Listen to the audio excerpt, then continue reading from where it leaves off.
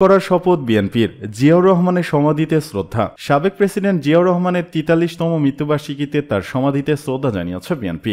এ সময় দলটির মহাসচিব মির্জা ফখরুল ইসলাম আলমগীর বলেন, আজকে আমরা শাহাদত বার্ষিকীতে শপথ নিয়েছি। আমরা যুবক তরুণ সহ আমাদের অধিকার রক্ষার জন্য এবং বাংলাদেশের স্বাধীনতা ও সার্বভৌমত্ব রক্ষার জন্য যে আন্দোলন চলছে সেই আন্দোলনকে আরও বেগবান করব। আন্দোলনের মধ্য দিয়ে এই ভয়াবহ সরকারকে পরাজিত করে জনগণের সরকার প্রতিষ্ঠা করব। বৃহস্পতিবার বেলা 11:30টার দিকে জিয়াউর রহমানের সমাধিতে শ্রদ্ধা নিবেদন শেষে সাংবাদিকদের এসব কথা বলেন তিনি। বিএনপি মহাসচিব বলেন, দেশ লুটেরা আর দুর্বৃত্তদের কবলে পড়েছে।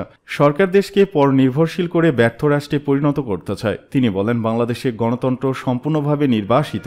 একদলীয় শাসন ব্যবস্থা প্রতিষ্ঠার জন্য আজ শাসক গোষ্ঠী আওয়ামী লীগ তারা বিভিন্ন রকম কলা কৌশল করে জনগণের ভোটের অধিকার হরণ করে নিয়ে ক্ষমতাকে দখল করে আছে এবং একদলীয় শাসন ব্যবস্থা প্রবর্তন করছে ভিন্ন পদ্ধতিতে।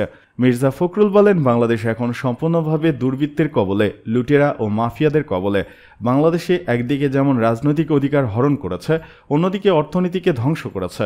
তাদের মূল লক্ষ্য হচ্ছে পরনির্ভরশীল ব্যর্থ রাষ্ট্রে পরিণত করা। বেনজিরের ব্যাংক হিসাব জব্দের আগেই টাকা সরানোর প্রমাণ পেয়েছে দুদক।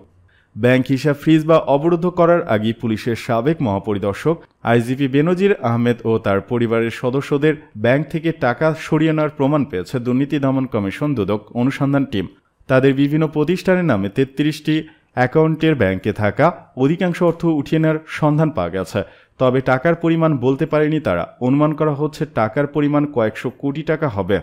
বৃহস্পতিবার দুদকের ঊর্ধ্বতন এক কর্মকর্তা বিষয়টি নিশ্চিত করেছেন। তিনি বলেন, সাবেক আইজিপির অনেকগুলো অ্যাকাউন্ট ফাঁকা করা হয়েছে। হিসাব ফ্রিজের তথ্য হয়তো আগেই টের পেয়েছিলেন তিনি। বেনজির আহমেদ, তার স্ত্রী জিসান মির্জা, 2 মেয়ে ও তাদের স্বার্থ সংশ্লিষ্ট বিভিন্ন অ্যাকাউন্টের সন্ধান মিলেছে। এগুলোর মধ্যে রয়েছে সঞ্চয়ী, মেয়াদি, এসএনডি, আমানত হিসাব, কিছু ঋণ হিসাবও আছে। অ্যাকাউন্ট ফ্রিজ কার্যকরের আগে আমানত হিসাব থেকে নগদ টাকা সরিয়ে ফেলা হয়েছে। দুর্নীতি দমন কমিশন দুদকের তদন্ত কর্মকর্তা মোহাম্মদ জহুরুল হক বলেন, আইন ও বিধি অনুসারে যা যা করা দরকার করা হচ্ছে। ইতিমধ্যে স্থাবর অস্থাবর সম্পদ ফ্রিজ করা হয়েছে। আমরা জানতে পেরেছি হিসাব ফ্রিজ করার আগেই টাকা উঠিয়ে নেওয়া হয়েছে। কতটুকু নিয়েছে তা অনুসন্ধান কর্মকর্তারা খতিয়ে দেখবেন। তিনি বলেন, অনুসন্ধান কর্মকর্তা আইন বিধি অনুসারে কাজ করছেন। হাইকোর্টের নির্দেশনা অনুসরণ করে আমাদের টিম কাজ করছে। অল্প সময় আমরা অনেক এগিয়েছি। দুদকের আইনজীবী খুরশিদ আলম বলেন, জব্দ করা ব্যাংক অ্যাকাউন্টের টাকা আগে তুলে রাখলেও নতুন করে কোনো ব্যাংকে জমা দিলে তা আইনের আওতায় আসবে। গত 23 মে আদালতের আদেশে বেনজির আহমেদের 83টি দলিলের সম্পত্তি ও 33টি ব্যাংক হিসাব জব্দের নির্দেশ দেয় আদালত।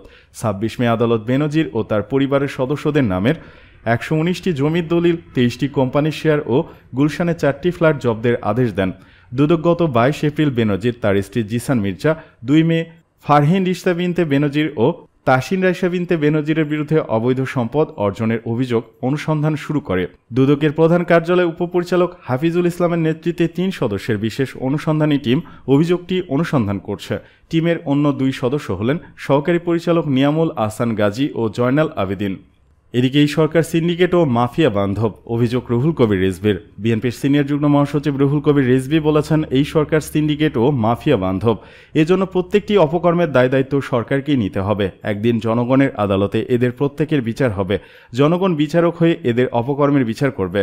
শুক্রবার জাতীয় প্রেস ক্লাবের সামনে বাংলাদেশ নাগরিক অধিকার আন্দোলনের উদ্যোগে পানি, বিদ্যুৎ ও গ্যাসের মূল্য অযৌক্তিকভাবে বারবার বৃদ্ধি ও বগুড়ায় বিএনপির ভারপ্রাপ্ত চেয়ারম্যান তারেক রহমানের উদ্বোধনকৃত মুরাল ভাঙার প্রতিবাদে এক বিক্ষোভ সমাবেশে তিনি এসব কথা বলেন। ওয়াসার এমডির সমালোচনা করে রুহুল কবির রিজভি বলেন, তিনি তো খুব শক্তিশালী, বিদেশ থেকে অফিস পরিচালনা করেন। অনেক দুর্নীতির অভিযোগ থাকার পর তার চাকরির মেয়াদ বৃদ্ধি হয়। এতেই বোঝা যায় সরকার প্রধান কেন এই ধরনের লোকদের নিয়োগ করেন।